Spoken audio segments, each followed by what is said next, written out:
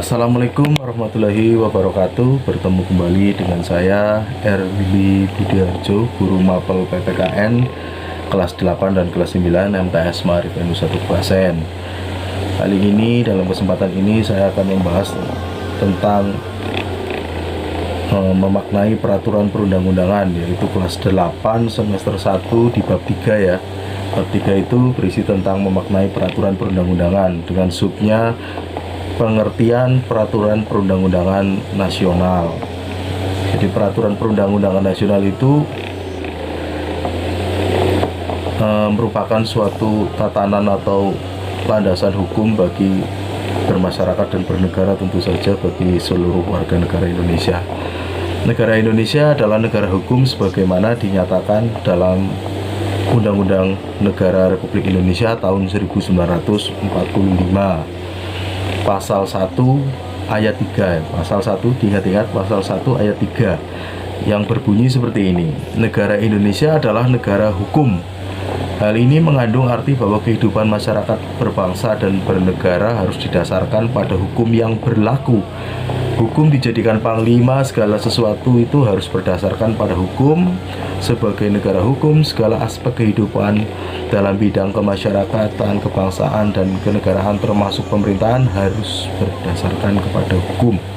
Jadi seperti itu bunyinya. Jadi kalian perlu mengingat-ingat itu. Tadi saya sebut pasal di negara Indonesia tahun 1945 pasal 1 ayat 3. Tadi bunyinya seperti itu. Kemudian untuk mewujudkan kehidupan hukum atau untuk mewujudkan sistem hukum nasional, pasal 22A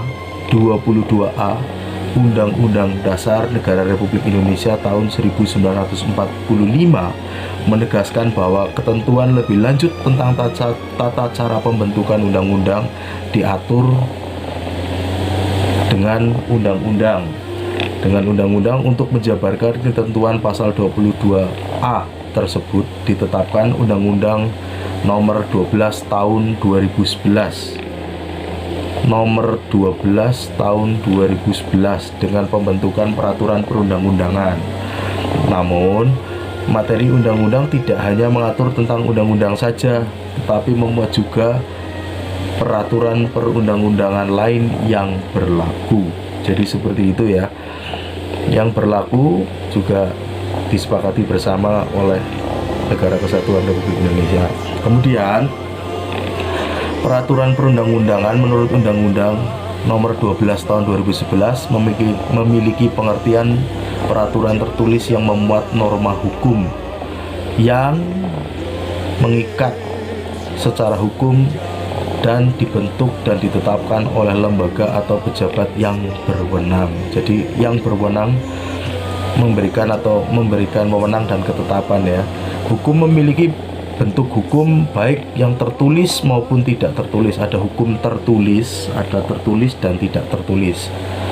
Seperti itu. Hukum yang tertulis dalam kehidupan saat ini memiliki kedudukan yang sangat penting bagi kepastian hukum. Meskipun demikian, hukum tidak tertulis tetap diakui keberadaannya sebagai salah satu hukum yang mengikat masyarakat secara formal.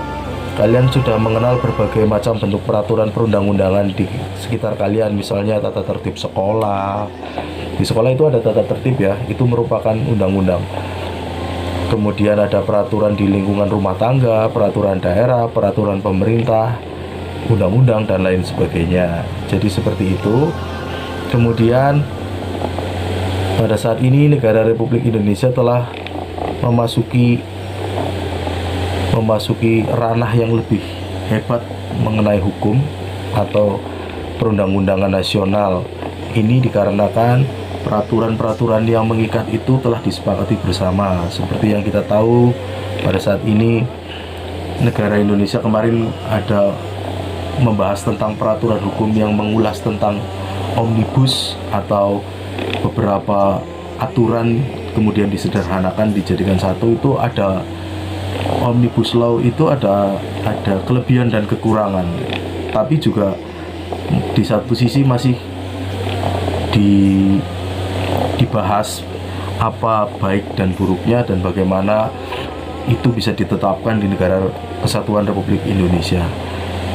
Hanya itu saja yang dapat saya sampaikan. Terima kasih, semoga kalian bisa mengerti dan memahami apa yang telah saya sampaikan. Terima kasih. Wassalamualaikum warahmatullahi wabarakatuh.